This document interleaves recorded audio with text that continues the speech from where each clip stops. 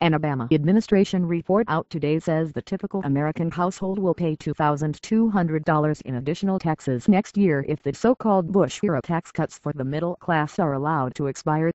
The findings from the President's Council of Economic Advisers also states that the net result would be a slowdown in consumer spending by $200 billion in 2013, stunting the economic recovery by 1.4%. The decline of $200 billion in consumer spending is roughly equivalent to 4 times the amount spent by Black Friday shoppers last year, the report said, or the entire sum of domestic auto sales. The White House's findings are a clear grab for leverage in the impending fiscal cliff talks on Capitol Hill, in which the previous administration's cuts have been a negotiating point. But it also largely echoes similar research from the nonpartisan Congressional Budget Office out earlier this month.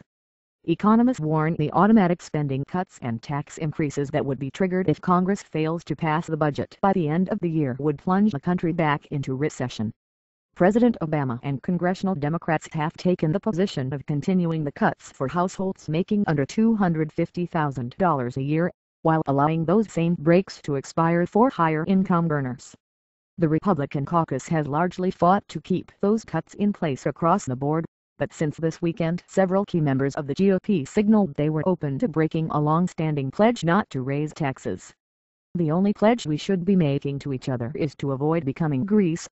And Republicans should put revenue on the table, Senator Lindsey Graham, S.C.R., said on ABC's This Week Sunday. If negotiations are successful, the report claims the economy could still see an immediate negative impact. Uncertainty over possible future tax hikes on the middle class could lead to a slowdown in holiday shopping, stunting the economic recovery.